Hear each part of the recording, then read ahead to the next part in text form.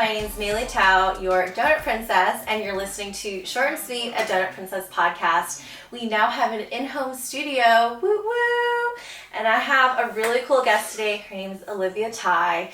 She's actually up to a whole bunch of things, which we'll get into later, but the main thing that attracted me to having her on my podcast is she's also a Did You Know? Which, for those of you who don't know, she's a Did You person. We share a lot of the same language and culture, and I definitely want to explore this because I've always felt growing up that, number one, I've never met another Did You person until I went to college. True. And just didn't know how many of us were out there. We're like really spread apart, but one of my goals is to bring us all back together and really relate on the things that we went through growing up as a Did You American. So without further ado, Olivia, thank you for coming today. Thank you for having me. This is so exciting. Thank you. It's just like, I feel like with this platform, or like even growing up, there was never like a place where I felt like I could talk about being Did You or being Asian.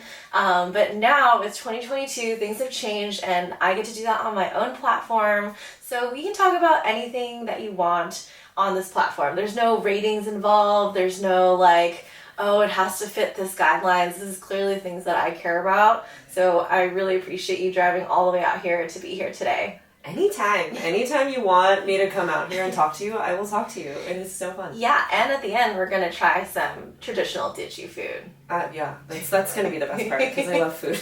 I think Did You people just love food. Seriously. And that's what we do. Yeah, like I always tell people that food is my love language. Mm-hmm. And that's just it. It just is what it is. And it's for a lot of people. Mm-hmm. That's how like our parents showed us love.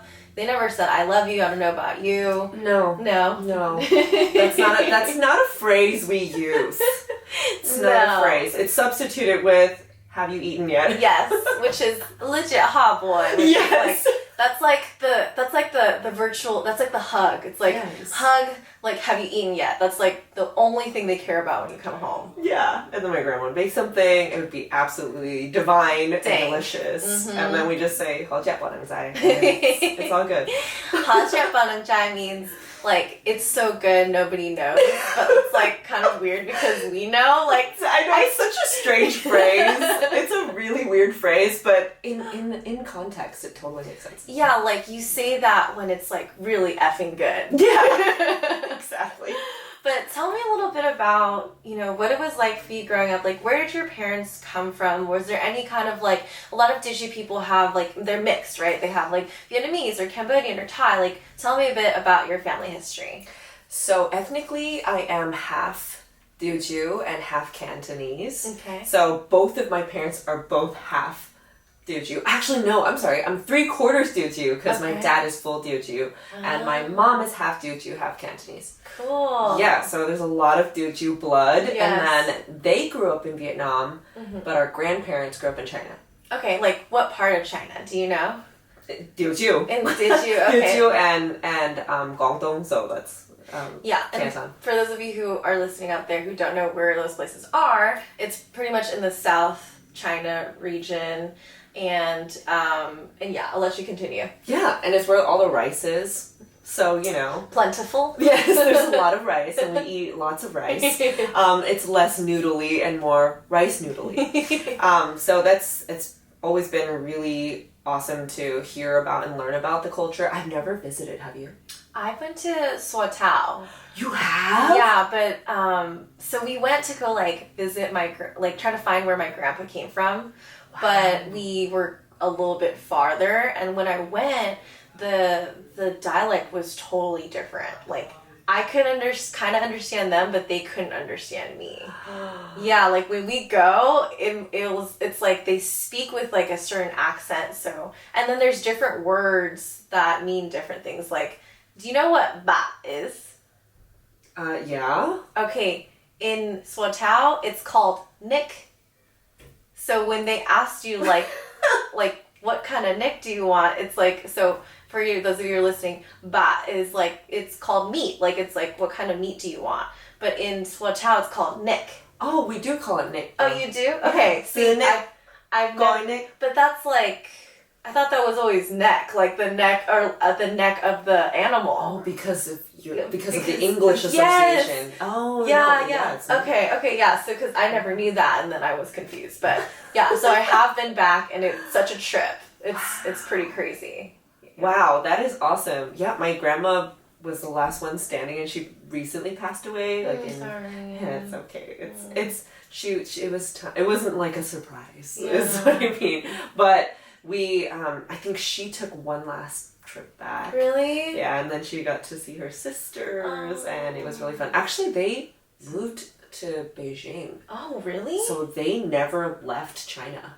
Oh, that's wild. Yeah, she got married underage, obviously, because those were the times. And then she got married underage, then moved to Vietnam with my grandfather. Okay. And her siblings all stayed and converted to communism. And then... and they're totally part of government now, and they own lots of things. I didn't even know that was a thing. I thought you weren't supposed to own things. But yeah, that's what happened, is her siblings ended up just owning a bunch of things in China and working for the government. Okay. But they're still Diujiunang. Yeah. And they're still there. Do you know what they did for work? Like the siblings and stuff? So my grandmother, their family business was selling like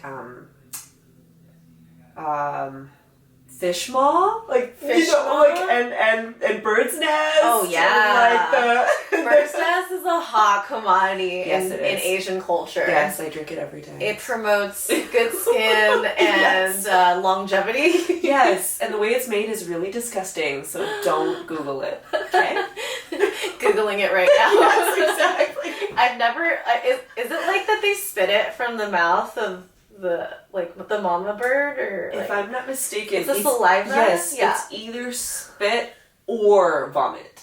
Okay. It's one of those. And Asian people love this because it's good for you. Yes, totally. The delicacies of Asian culture. Yeah. That's really cool. I always like to ask because my grandpa had already passed away, but my grandma, when she was still, I was trying to ask her what our family did. And they're actually known for being business people. Exactly. Yeah. So they're in all sorts of trades. My great-grandparents over there, they actually were involved in like currency, like they were like individual banks kind of until this huge diaspora happened. Mm-hmm. Basically, during the time of when back then in China, when you're faced with communism and poverty, mm-hmm. You have this decision: do you stay in the country that you're in, which it sounds like a lot of your grandparents' siblings did, or your family siblings, my grandma's your grandma's siblings did. And actually, they all stayed. Which most of your family stayed, mm-hmm. or do you go to a completely new country? So did you ever ask your parents of why they chose Vietnam?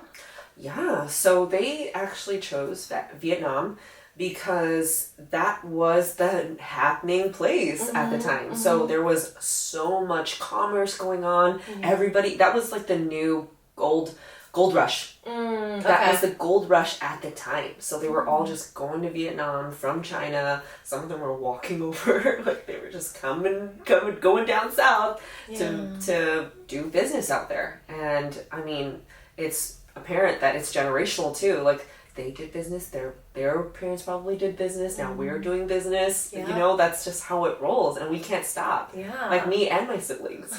We're all just entrepreneurs, and this is what we do.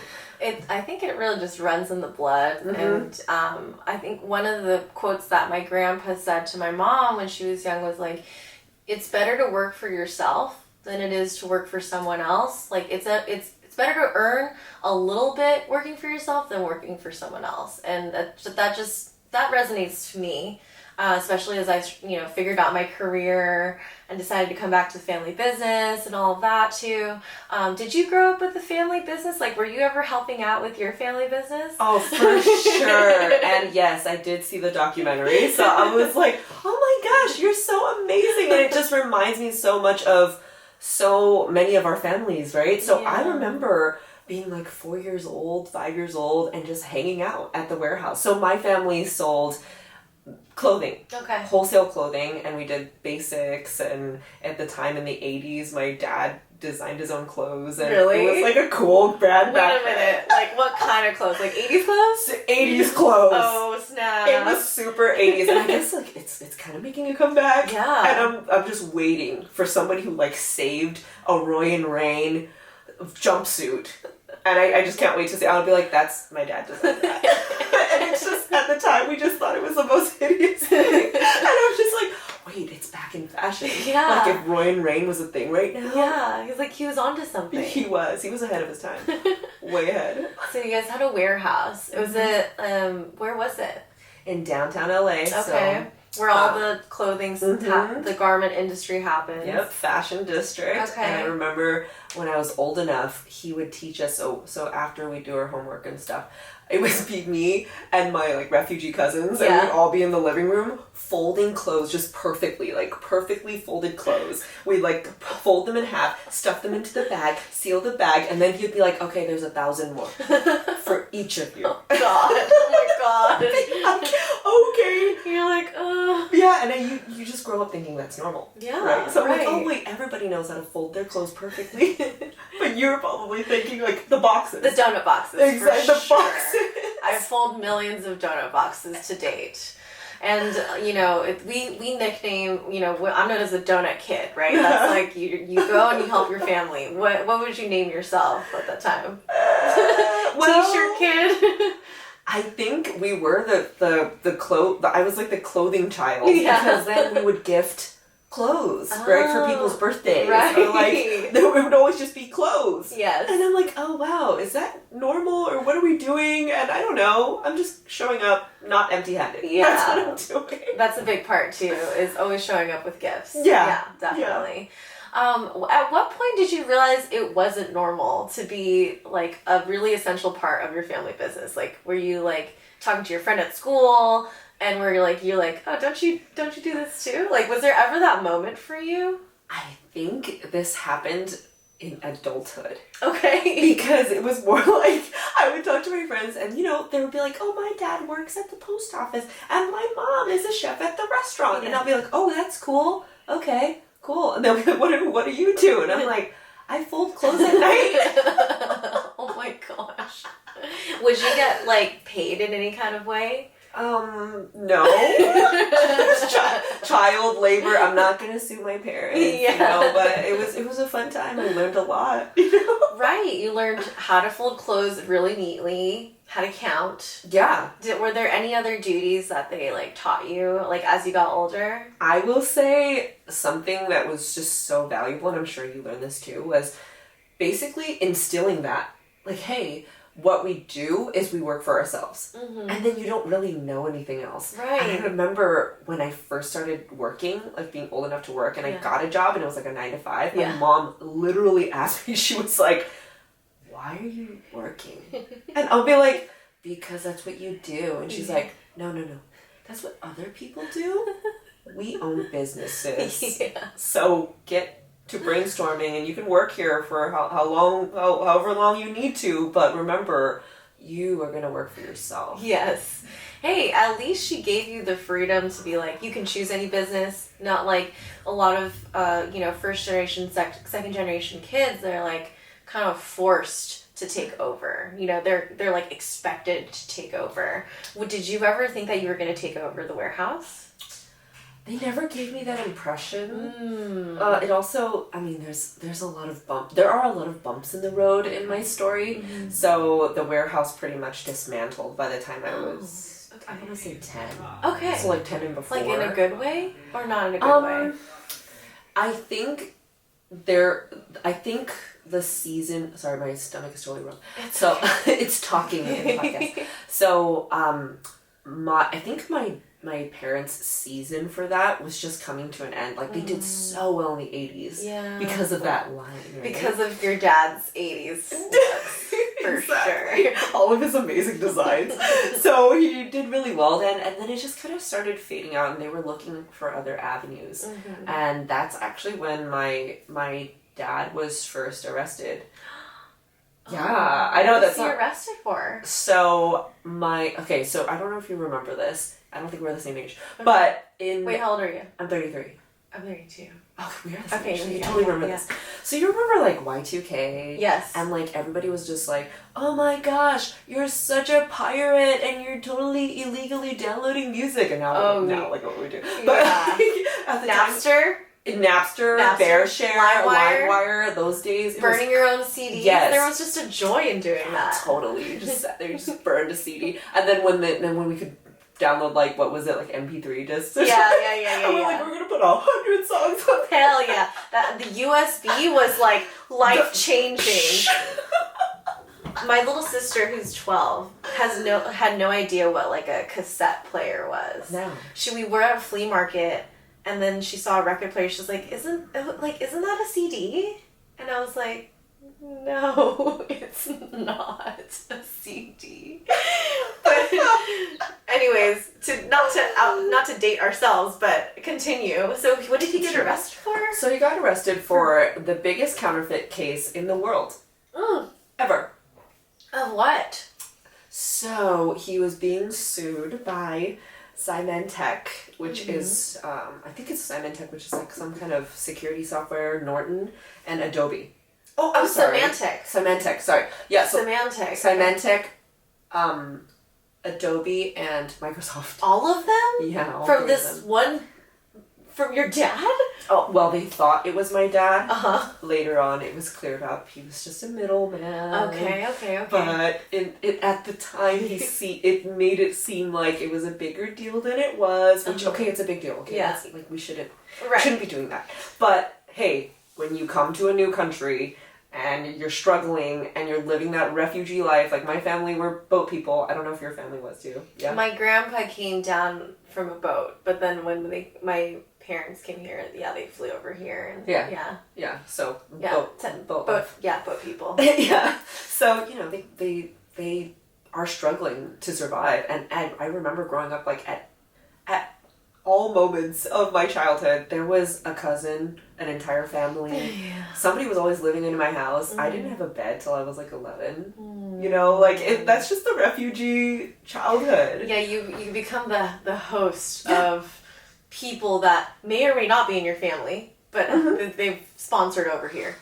Exactly. I know that. I know that for sure. Yeah. That's what you do, right?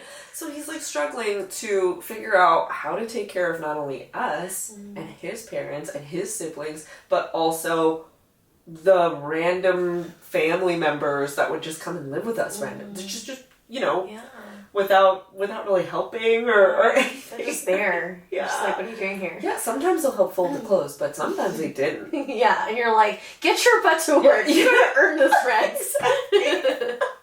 Yeah, so that's really what happened. Like, so he got arrested the first time when I was 10, and then he got arrested for real when I was 15. Okay. And that's when everything changed. Yeah. So wait, what exactly? So he was arrested for downloading, like pirating? No, he got arrested for being the middleman. I want to be very specific about this. Yeah. Being the middleman in an operation where they were creating counterfeit software. I see. Okay. So yeah. The manufacturers and then the sellers, which were in Canada, so it was an international case, I see. were burning software disks that didn't look counterfeit. They looked real. And they had like Adobe software or like Symantec software. Exactly. Okay, gotcha. I mean, how do you even know that that's like ethically wrong at that point? He didn't. From like an immigrant's perspective, like you're not studying the law of counterfeit or even understanding all of that. So, poor guy. He didn't know at all. Yeah. Yeah, I was the one that transcribed all his phone calls that were tapped. Transcribing phone calls for your parents has got to be like one of my least favorite pastimes. Or reading, like translating something like an email or like a letter. That's just something you have to deal with. Yeah, like, it comes with a package. Yeah. You know? What does it say? It's like it just says this. Okay. Exactly. And then sometimes you're like 7 years old trying to read this super formal letter. Like, I don't know. Seriously, my dad had me like writing business checks at like the age of 6. Like, and I'm just like writing it, but I'm like, exactly. Am I doing this right? Like, I don't want to F this up. Yeah.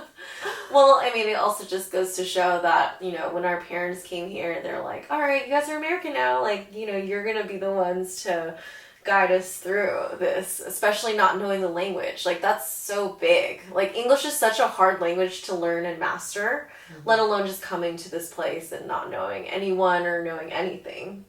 Yeah, exactly. Do your parents have, like, do you think that they've become Americanized? Super. Really? Yeah, especially my dad. I feel Okay. like he's just always... Mm-hmm. Okay. Okay, go ahead.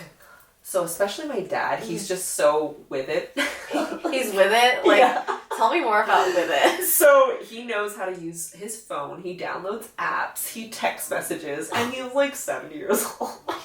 Wait, the text messaging part? Like, did your parents ever learn the, you know when you used to have to text with numbers? Uh-huh. Did they ever do that? I think they did because Okay. I remember having a pager. Yeah. When I was 12. Okay. So I had a pager when I was 12, and it was, if it was an emergency, you'd like leave a pager code like 911 or like 143, I love you. I don't know if they ever got the 143 thing, but for sure 911 because they were always like blowing up each other's phone. Like we had a typical toxic refugee upbringing. Like my parents were just always like at each other's throats. Like they were so crazy. I mean, looking back now, I mean, it was probably because they were like super stressed out. Yeah. And they're just trying to figure it all out. And I don't know about you, but now that I'm older and I really like, you know, have grown up more and I kind of just like respect what my parents did.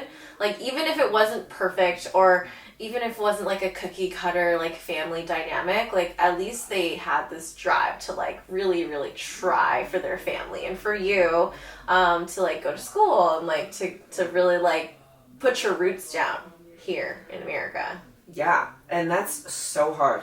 Sometimes I think about it and I'm like, I cannot imagine, like we're in our 30s now. Yeah. Like if we just picked up and say moved to France and had to learn a brand new language and then had to start over.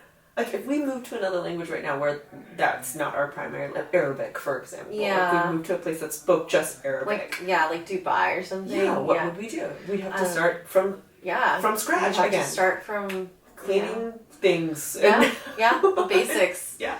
But, you know, our parents ended up figuring it out, which is like really, really amazing. And I just have so much respect for any immigrant here. Like, you don't have to be Asian, but just knowing when they come here, like, you can tell too if somebody's an immigrant. They, you know, you ask them or like their accent, you know, helping them out if they need something when you encounter them, and like, you know, they come here in search of this dream. It's freedom. It's taking control of your own like life and atmosphere and just like building yourself a legacy out here. Yeah. What do you think your parents like miss the most about being back from their country? I think my mom has major FOMO of being back in Vietnam. Really? Yeah, she's even said it a few times. Like she'll be like, if only, like, you know, in moments of rage or upset, she'll be like, this would never happen if I just stayed in Vietnam. And then I just feel for her in those moments because she said it more than once, you know, and I'm just like, okay, I get it. You did not want to leave. Like, they didn't want to leave. You know, they didn't want a communist regime to take over their land and their businesses and like force them to come out. You know, they had a good life there. And she would say things like, yeah, you know, over there we had like help and we were able to create all these jobs, and then we would do it here, but then we wouldn't know what we were doing, and then we'd have to start over again. And it was just this whole cycle of her, and then her struggling to learn English. It's tough. It's really tough. Like, my mom learned at the donut shop. Literally, like, one word a day. Like, she's just like, what is this? Point at the thing you want. And that's how she learned. But there is just also like from us being here, it's just like, dang, like what if we were born there? Like, you know what I mean? Like, have you ever thought about that? Yeah. Well, well, you've been back to where's your family from? So my background is Diju, and then basically both of my parents were born in Cambodia. And then also I have family in Thailand too, because of my grandpa as well. So Cambodian Thai, and then came here. So oh yeah, like when I go back to Cambodia, and like this past trip I went, it's always super eye-opening because we end up passing through areas where it's not super gentrified yet, and it's really, really poor. Obviously, like, the governments of different countries are not, always equipped to take care of the poor people. But there's this one instance where my cousin, James, was like, and this is like the first time that I've been ever able to not be with my parents. Usually I'm like with one of my parents, and then like I'm like going to the temple, or like going to eat, or going to visit family. But this time I was like just with James, my cousin, and he was like, I'm gonna take you to, like, let's get fried rice, like I'm gonna take you to a KTV. I'd always heard about a KTV and never knew what it was, but I also like was just curious and a little bit younger.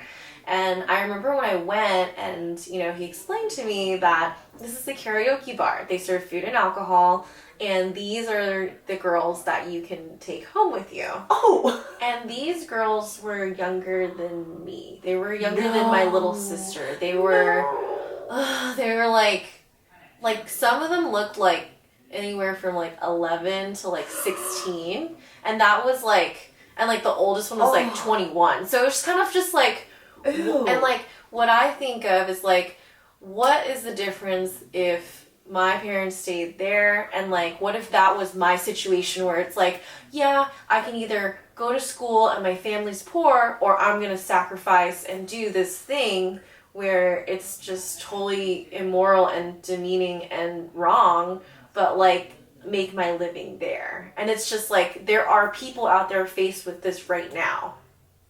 So yeah, I do imagine what it's like, and when I do think about that and think about all the freedoms I have here and the opportunities, I'm just like, damn, like, number one, I'm grateful. Number two, like, I want to go back and like somehow help the country. Exactly. Yeah. Like we are so lucky. So lucky. We're so lucky, and there are times when I think about that, Yeah. because it's so common there to see these young girls being trafficked, basically. Yeah, basically. That's what it is, right? Yeah. It's human trafficking. So when we go back and see that they have so little, and we have literally an unlimited earning potential, unlimited everything. And that's what they have to live with. Working at a karaoke bar. I was not expecting that. Yeah. By the way. I thought it was going to be a fun story, and then it totally didn't. No, didn't go it's there. dark. Yeah, It's the reality. Oh! But yeah, it's just, it's really crazy, and I love that your mission is to go back and help them. For sure. Yeah, it's like my duty to, like, because it was by luck that we were able to be born here. That's the big thing. And it's also a big thing, like, that we weren't born in our parents' generation. Like, that was, like, the most unlucky time to, like, be alive. Like, and at the young age that they were, right?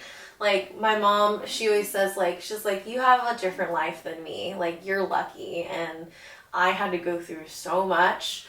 And, basically the world at that time, like, robbed her of the opportunity, just like it robbed millions of people from their homes, from their businesses, from their livelihoods, just because of war, just because of different views. And, it's really sad to hear that, but that's why, like, one of my goals in life is to always, like, bring that up and, like, make sure people know what they went through. And, like, that's what I'm working on with my mom's book, so... Wow. Yeah. Okay. What's going on with your mom's book? Oh yeah. So I am completing a book for my mom's story. It starts off with recounting all the stories of what she witnessed in the Khmer Rouge. Whoa. And then it ends with me and, like, my contribution to the business. Chills. Okay, Yeah. go ahead. Yeah. And so, like, I definitely want you to get a copy when it's out. We're sending it to print, and Amazing. I'm hoping to launch it for AAPI month, which is in May. And this is something that I've always wanted to do, but I've never gone around to it because I didn't have time, and it was at the back burner, as you know. Many things on the burners, you put one in the back. Okay. So that's just like one of the things that I want to leave for my parents. But I guess my question for you is like, what do you think would fulfill your legacy for like our culture and your parents that you're up to? I think what my family focuses on heavily is business. Hell yeah. So our entire focus, and even at like family dinners, I don't know how your family dinners go, but our family dinners revolve around like strategy and how are we going to help each other's businesses, and we're in such vastly different industries that it's so interesting to get so many different ideas. It's like every single family dinner is a brainstorm. Oh yeah, for sure. And we put so much emphasis on the next generation. Mm-hmm. Like for me, we don't have kids yet, but my brother has 3 and my sister has 1. Okay. And we just love them so much, and we want to pass on so many of the traditions and the ideals to them too. Yeah. You know, like Genevieve, she's my 12-year-old niece. I have a 12-year-old niece, not a sister. Okay. But we feel like sisters sometimes. And all the kids kind of feel like siblings to me. Yeah. So she, like, for her birthday, we bought her a kids entrepreneur book, you know. Start them off young. Right, and she already, like, thinks in that way, and so Charlotte, Amelie, like, Anakin's quadrilingual. He doesn't speak Teochew, but he speaks, like, a ton of languages, and it's just so great to see that happening in all the generations. For sure. But I think my sister definitely has an idea to write something. She's definitely the writer in our family. I write too, but in a different way, since my degree is in journalism, so it's a little shorter. Mm-hmm. We get right to the point. Yeah, very direct. There's no flowery imagery. It's just like, this is what's happening. Who, what, where, when, where. Exactly. That's the end. Yep. And then my sister will go into detail, and I'll be like, I'm more like short story. You're a novel. I love to read the novels, so it's a good time. So, or you mentioned that, you know, one of the things you wanted to do for legacy is like pass the cultures and traditions. What are some like cultural traditions that you want to pass on? Food. Like, what about food? Like, what exactly? Like the dishes, or like what's served at certain times of the year?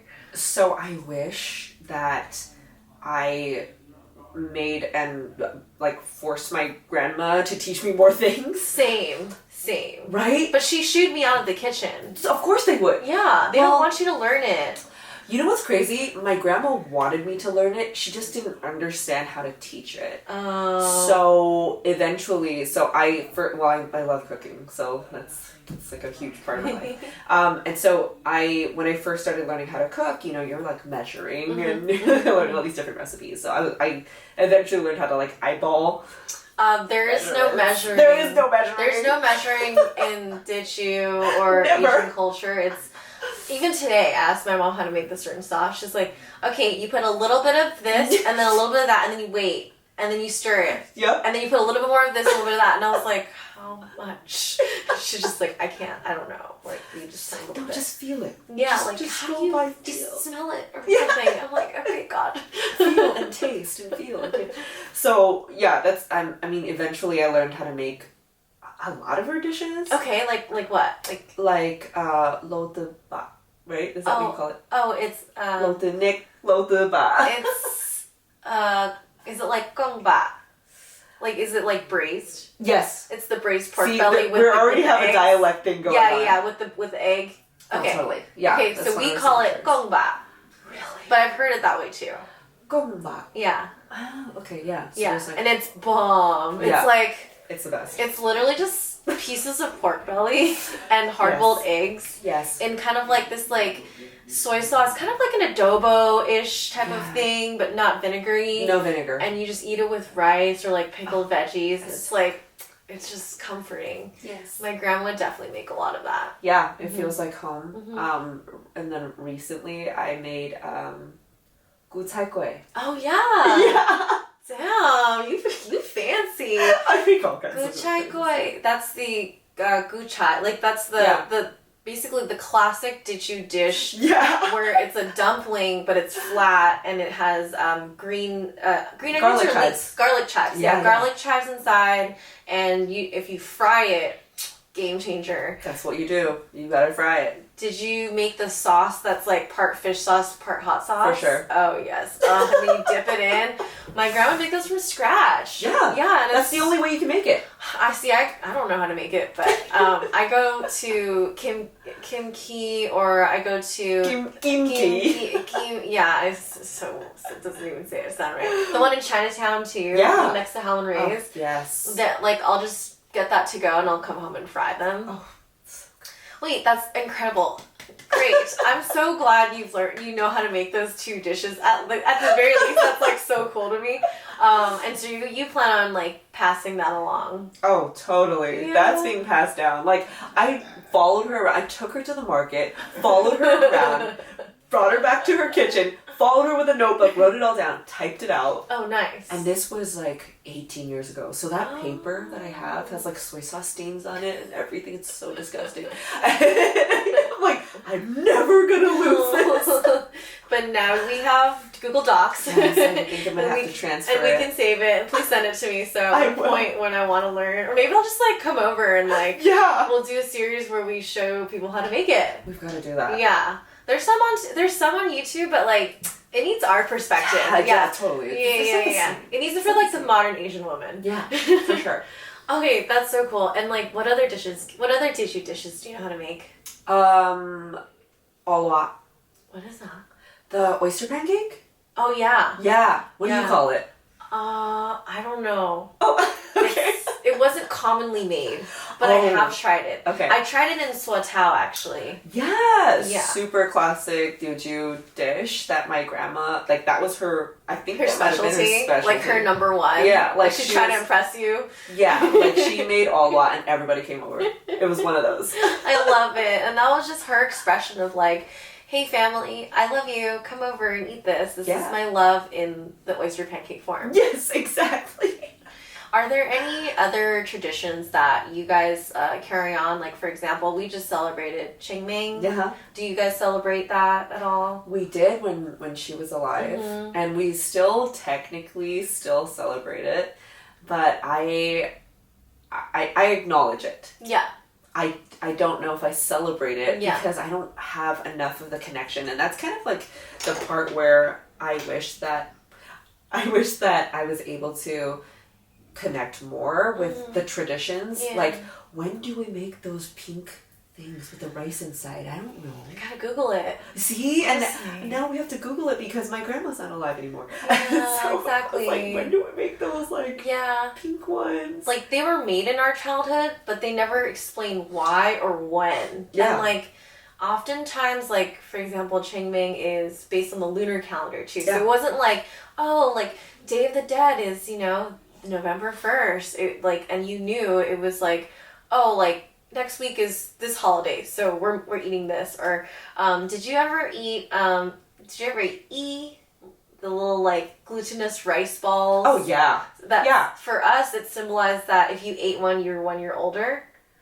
I think we did that too. That was our tradition. I don't know. So yeah, it is It's a birthday tradition. food. It's a birthday food. Yeah, like yeah, your yeah. grandma would make it and then we'd make fun of each other when we eat more than one. Because obviously you're like, oh my god, you're like 45 years old. You eat like 45 of them. So funny.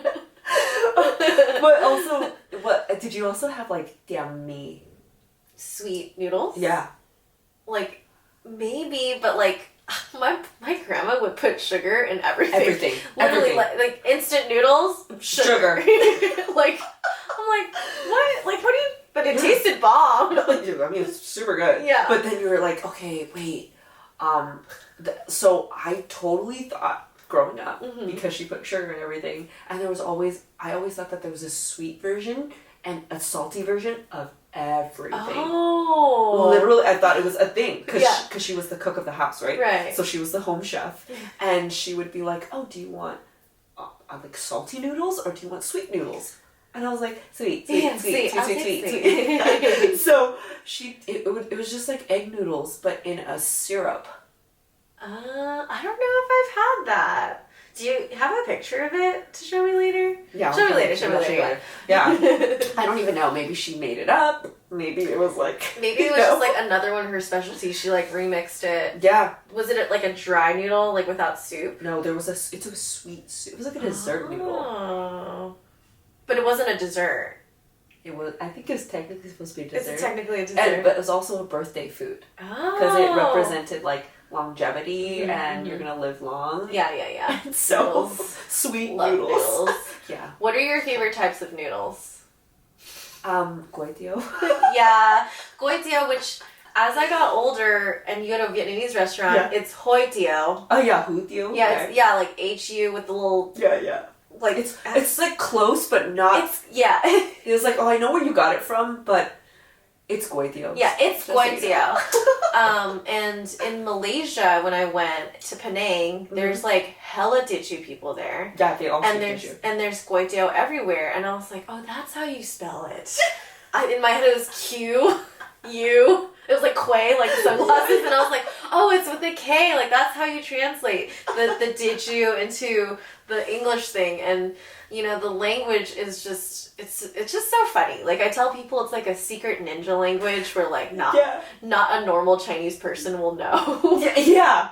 And like I don't know if you experience this too, but like when you grew up and like met other like Asian Chinese people and they were like, oh yeah, I speak like Mandarin and like, but you speak Cantonese, right? Yeah. So you don't qualify there because I don't speak Mandarin or Cantonese. I was just Dichu. So they'd be like, oh yeah, I speak Dichu, and they're like, what is that? I was like, Chu Chao, and they're like, what is that? And I was like, Gaki Nang, and they're like, oh what? And I'm just like, oh I just no. And like I always just felt like I wasn't a real Chinese person because anytime I asked like a Chinese person, they'd be like, oh, I speak Mandarin or I speak Cantonese, and I'd be like, oh, I don't understand any of those. I'm from the small village over here.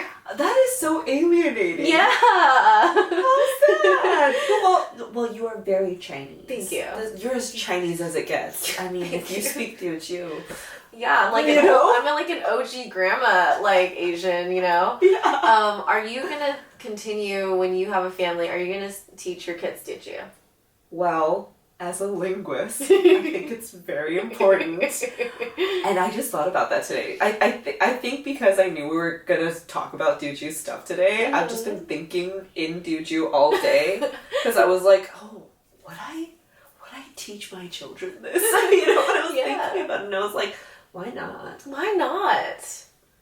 How cool would it be, you know, down the line when your kids are like, I don't know, just imagine if in this other reality when we all have kids and they're like in their 20s and they study abroad in France or something and they go to the Chinatown there where there's a bunch of Dichu. Yeah. And can you imagine the like amazing excitement that they would feel hearing Dichu in France?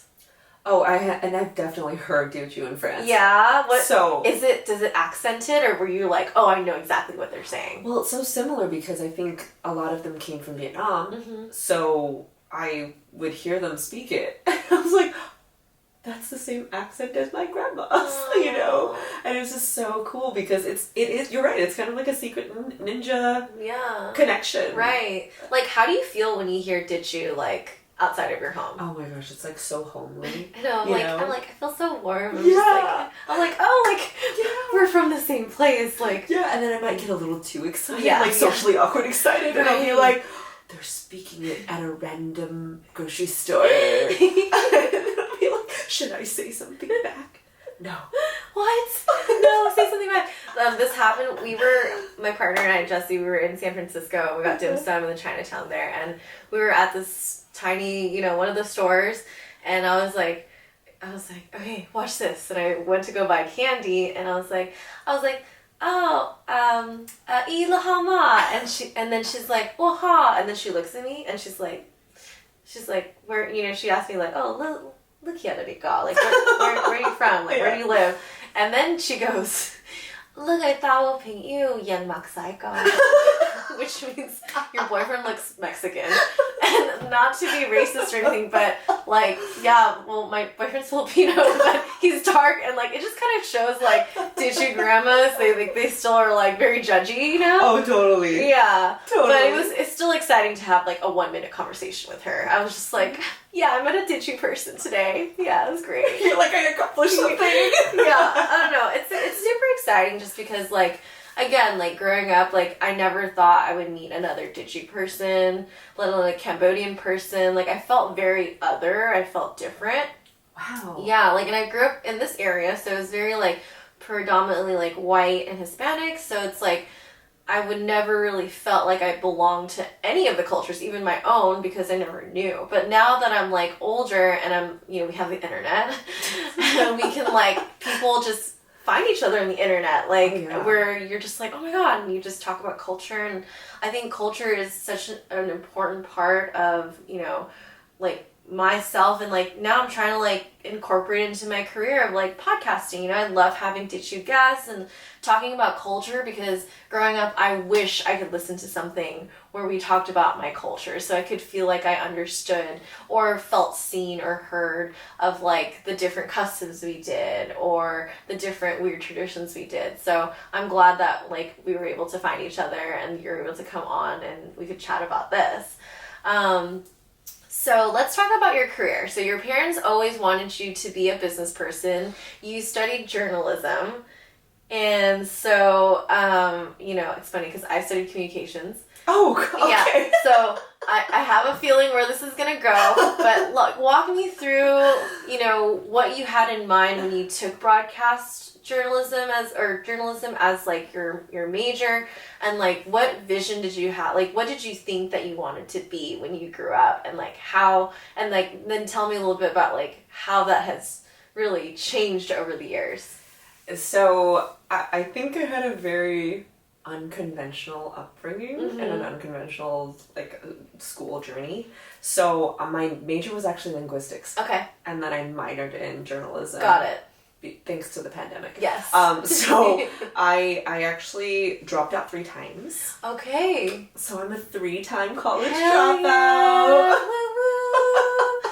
Hey, you don't have to like do the traditional school route, okay? Like, you don't, especially in this day and age, you really don't have to. If our parents could come here with no language, no English, no education, and start businesses and support families, then you don't have to go the traditional route. There's so many other ways to go about it, but continue. Thank you. So yeah, 3-time college dropout, and I really didn't have to go back.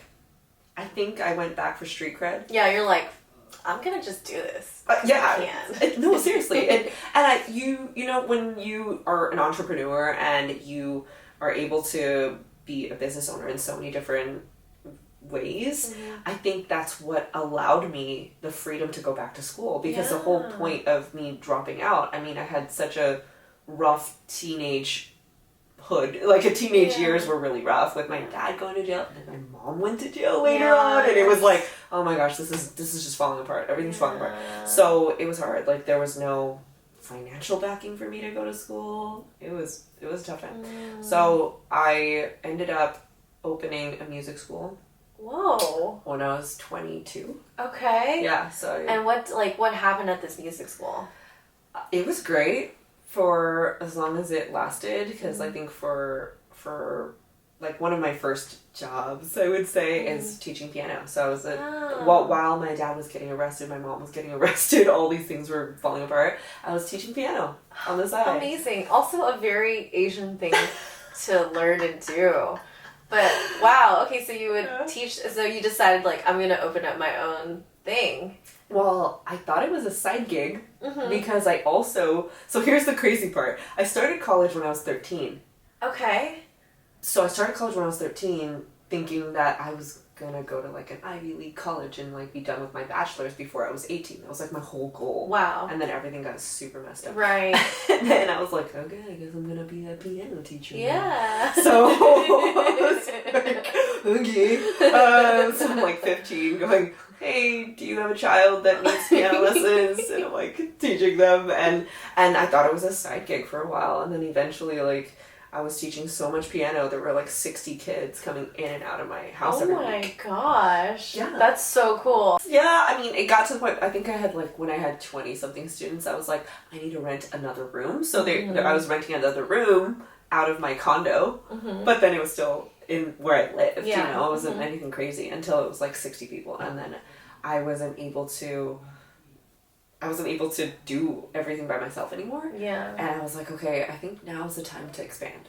And so that's when I opened the music school. And I was 22 at the time. So I was already like, 7 years of teaching. Yeah. And then, so I opened the school and told nobody how old I was. You're like, I'm 18? Yeah. Right? No, I was 22. And I was like, I don't know who trusts these people, but like now thinking back, I was like, I cannot believe I did that when I was 22. Like, what was I thinking? You're a hustler at a young age. That's what it is. It's that immigrant grind of like, okay, I got 1 kid. Okay, I got 20. Okay, I got 60. Yeah. And then I was just like, okay, time to scale. And you found joy in teaching piano. Oh my gosh, I thought I was going to do it for the rest of my life. Oh. That's so heartwarming. And I still to this day I love kids. Aww. But I continue to teach and continue to get even more students, and I think that our school eventually had like 200 kids or something. Wow. Like, yeah, it was really crazy. Bravo. It was amazing. really fun. It was a good time. And then I think people just hit those times in their careers where it's like, okay, I hit my 12th year of teaching. And I was like, I think my patience has run out. Yeah. You're doing the same thing over and over again, and to the point where, yes, in the beginning there was definitely a lot of joy, but then there are some things that become nuances too. I totally understand that. We just sold our bakery. You did? Yeah, we sold our bakery in Q4, and so I totally understand what you're talking about, because it's like, it can go for 10 years. Ours was for 40 years, but I stepped in for 10 years after college. Wow. And, you know, you're doing a lot of the same things, so it doesn't become that, like, that much enjoyable. Like, it's still enjoyable, but it's not like, oh my god, I can't wait to do this again, you know? Yeah. And again, and again. Yeah. Yeah. And that's I've noticed that that's kind of like the pattern. It's about 10 years. If you can go longer, it's like, wow, you must really love it. Yeah, like right? midlife crises happen, quarter life crises happen. But congratulations. Thank you. That's amazing. Yeah. Oh my gosh. It's been really amazing just to, like, have a little bit of my life back. Congrats. That's really the best part. Yeah. Because I also did the same thing. Yeah. Right? So I sold mine. And then got into short-term vacation rentals. So Yes, that's what my partner and I are going to get into next. oh my gosh. Yeah. We need to have another conversation. Yes. So right before the pandemic, I was managing 23. Wow. Okay. Okay, but that's great that it was before the pandemic. And then the pandemic hit, and then, like, did you see, like, a crazy uptick in business because people were just working from home, traveling, being nomads? Actually, this is what happened. So this is the first time I'm talking about this in public. Okay. But I really had a music career for all that time. Really? Right? Yeah. So, like, from 15 until now, I guess, I really was doing a lot of music. Like, I won Taiwan Idol, I was on American Idol. What? Yeah, I did a lot of stuff for music. You're so talented. Oh my god. And then what happened? That was like my secret life. Like, they were all compartmentalized, and I was able to, like, separate almost most of it. Sometimes they wouldn't gel, but most of the time I was able to compartmentalize. You're a multifaceted gem. That's what's up. But continue. I try. So now, I mean, it's been like 18 years of doing music. Yeah. And I would say you kind of get tired of that too. Yeah, you know? yeah. Maybe I just have ADHD and I'm just like... Whatever it is, you're just exploring what this life has to live for, and, like, you don't have to be confined to one thing forever. As you grow, your interests change, your conditions change, like, you want to explore, and there's nothing wrong with that. Thank you. Yeah. I really appreciate that. Yeah. Yeah. Whoever anybody's saying, just put me on the phone with them, and I'll be like, she deserves to live her life. It's true. I definitely have lived my life, like, for sure. I'm living right now. So yeah, and this whole time is just like music. So you're making music.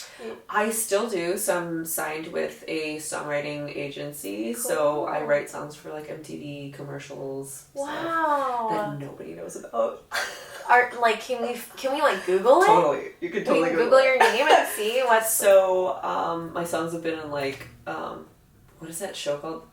Teen Mom? Yeah. Yeah. So, a bunch of songs on there. Like, I feel like because I wrote so many songs in my sad girl days. Yeah. So sad girl music. Mm-hmm. And that's really when I wrote basically all of my songs. I have some songs that are love songs and uppity kind of music, but that's only when I've done like co-writing. So songs that I wrote on my own that are on my artist project are a bunch of breakup songs. Oh. And so whenever it lands on a TV show, it's always like the scene where they have like conflict or like they're gonna leave someone and they feel empowered to leave them. And I'm just like, oh my gosh, I am that person. Hey, that's where you get your inspiration from when you're with sad girl music. I love sad girl songs. I had no idea about that. Like, I didn't know that you did that. So that's so cool. And like, can people find you on Spotify too? Yeah. Oh, yeah. Definitely like subscribing to you. Thank you. And then what happened? So, as I was doing music, there was a time when I kind of accidentally fell into comedy. Mm-hmm. I don't think it was ever funny, but that's just what happened. And so I was the producer and a scriptwriter, script supervisor, actress with Just Kidding Films. Okay. And that was super fun. Yeah. That was a really great time. They are just a bunch of really funny people. Yeah. Yeah, just like spontaneously funny. Yeah. So that was a really like fun time. It was short and sweet, and then they did actually an episode at DK's. No way. We made dick donuts. Of course they were. Do you remember that? No, have you seen that video? Okay, so basically, like, I believe Gio had ordered this large penis donut, or no, Gio had ordered a birthday donut, a regular birthday donut. Love and then we did that thing, and then we were chatting, and I was like, oh, like we should do a video here. I didn't really know who they were, like at first, and then it was like Joe and Bart.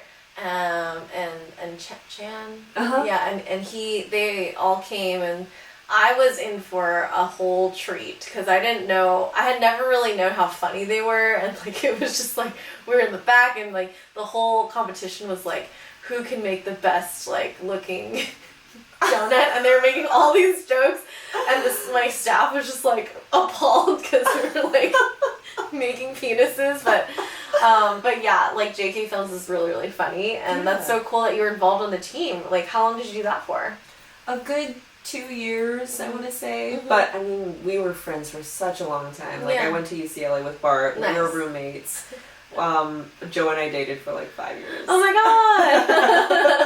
I know. I was like, I think I'm old enough and comfortable enough now to talk about past relationships, but yeah, it's 2022. Yeah, I'm married now. We've all I don't know what he's doing, but I'm very happy. Yeah, with my husband. So yeah, it was just such a fun part of growing up and understanding how this whole industry worked, and growing up on YouTube and figuring all that out, and dropping out 3 times. So it was totally part of the journey. All of it. And then, so what are you up to now? So I just graduated from Berkeley. Yeah, she did it. I finally did it. She did it. Cue the graduation music right now. You remember that Vitamin C song where it's like, as we go on, we remember. I was like, oh my gosh, this is so funny. But yeah, I mean, I finally graduated as a 33-year-old. I think I graduated when I was 32, right? 32 among the 22-year-olds. It's all good. It's fine. It's okay because Asians don't really I did. Yeah, I think I fit in. There are probably people that looked older than you, and so you just blended right in. I did. I blended in, and I was able to get them things that they couldn't get. So I was a commodity. Yes, I graduated, and then in the last 2 years, I basically came out of a hippie closet. Okay. So I've been a hippie for like 11 years. Love it. Love it. You know, like smoothie making. Okay. I went into this whole journey of like raw vegan. Oh, like, shit. It was You crazy. went down the other spectrum of the hippie thing. You dove into the pool. You swam in it. You're all the way at the 10. You're at the 10 feet over there. It doesn't end there. Like it was crazy. So I was making my own shampoo. Oh my god, I was cool. making my own soap. Because you now want to know all the ingredients, right? You had to make sure that there was no animal products in it, no preservatives. I think that's just really like your scientist strategy way of figuring out what's like healthy for you, right? Yeah, and even though I dropped out 3 times, I've always been a nerd. So everything I do, I'm gonna nerd out on, you know? Yeah. So I was nerding out on the hippie life. And so for 11 years, I haven't taken a Tylenol. I haven't taken anything over-the-counter prescription. Wow. Yeah, I'm just like all natural. And I actually owe a lot of that to my ama. Yeah, Right? Because like she would always like blot you. And yes. Blot you is like when you rub that menthol, whatever form it comes in, the monkey one or the green one or whatever it is. Yeah. For every ailment. But our grandparents used a lot of natural remedies to solve things instead of medicine. Totally. And especially since she came from that background of selling bird's nest and like fish maw and stuff that's supposed to be so goji berries, like those kinds of like what do you call that? Yue cai. Like you go to a place called Tak Sing Hong. Like you go to that Asian place where there's a bunch of weird herbs crazy. and it smells. There's like dried anything, like dried abalone and like just like bark, and then you like make it into a thing. Yes. Yeah. No, definitely been there. So because I think I grew up with that, and then later in adult life, like I discovered it on my own and just kind of became a hippie, and now I became a founder of doTERRA. So that is... Wait, you're a founder of doTERRA? Like you founded that item? So I am a founder of doTERRA, as in I own a share of the company. Wow. I've tried doTERRA. You have? Yeah, my kind of hippie friend named Mai, who's actually she's like a mini Marie Kondo. She's like goes into people's houses and tidies it up, right? She like teaches that to people. So she's a professional organizer. Yes, but I had this pain and she's like, oh, let me get you this doTERRA, but you can't buy it like I can only buy it for you. I'll drop it off for you, kind of thing. It's a secret code. It's an amazing product. Absolutely. It cures most things that are ailments within me, like on top of me, like a really sore neck or like an injury. Yeah. Oh my gosh, you totally know about it. Yeah. So I can't say that it cures, but it does support. I will not endorse this message. It supports tension anywhere in your body. Kind of like the way that Amma used to blot you. Yeah. So I definitely got those vibes. Like when I was using it, I was like, this is kind of like the menthol, but like just modern. Totally. Yeah. Cleaner, modern-er. And it, you know, like for example, back in the day, if you use like that green thing, like where did that bright green come from? I don't know. You know what I mean? I don't know. It's kind of nasty. If you think about it. That's true. So it was like, you know, you're right. Yeah, and now it's like I've studied it so much. Like I'm a certified essential oil specialist, so I know how to make my own blends. Wow. Yeah, and that's what I do. I love it. Every day. I teach classes. I love where this has ended. Like you finished your degree, you're on the hippie spectrum, you've explored so many different industries. That's incredible. And so before we end our podcast, I always love to talk about these golden nuggets that you would love to share. And my question to you, since you're involved in so many different things in the past and still are, what would be your 5 golden nuggets, like pieces of advice that you would give to someone who maybe thinks they have to stick to one thing? Ooh. And like how to manage those things all at once kind of thing. So here's the thing. I think that's been one of the phrases, like even my great-grandfather, if any of you are lucky enough to have a great-grandfather in your life for most of your childhood, it's amazing. He actually left my sister or me with this message of, Olivia needs to pick one thing. Wow. Really? He was just like, she needs to just pick one thing and focus on that. Which I was thinking, like, he definitely wasn't that person. Like, he played violin, he did calligraphy, he taught at universities and schools, and he did all these things. And I wonder if that was like his own regret. Doing multiple things. You know, like, and being a multi-potentialite. Yes. A gem. Yeah. Thank you. Thank you. I love that word rather than you're messed up and you can't focus. And I'm like, well, for all the other people out there that also have this ADHD of hobbies, this endless list of hobbies to do, I would say, I mean, why not? It's just another form of abundance. Yeah. And I highly recommend, if that's something that you're struggling with or being challenged with, one of the things that really opened my eyes was that TED Talk about multi-potentialites. Yeah. I think she might even have a podcast and a book, and I forgot her name. It's okay. You can just search TEDx multi-potentialite. You'll find it. Yeah. Love that. And then I went on to, I mean, I'm a huge fan of books, so I just finished reading The Go-Giver. Okay. Love that one. Absolutely incredible. And then if you're really kind of starting this whole entrepreneur journey, or you're I like to say, like, trying to get your life together. Yeah. We all Because are. I feel like I'm always trying to get my life together. Right. And one of the ones that I kind of always go back to is 7 Habits of Highly Effective People. Mm-hmm. Really love that one. Love it. And Start with Why. I'm sure you've read that. Mm-hmm. Yeah. These are all ones that you've done it. Yeah. And then, is that 4 books? Right? No, 4 things. I need 4 pieces of advice, so I think you've given like 3 or 4.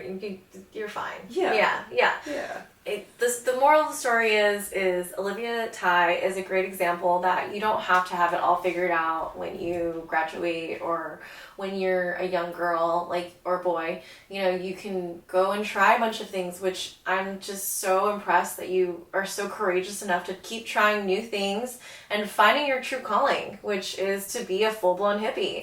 I can't stop. I just signed up to be like a certified health coach, so I'm just gonna start that program in a month. You know, it never ends. Yeah, I love certifications for sure. I love ribbons. Yes, and so if you want to support Olivia in any of her businesses and being a client of her certified health course when she gets certified, or doTERRA, or watching Teen Mom and seeing her amazing songs there, you know, you can always follow her on Instagram. Do you have a website?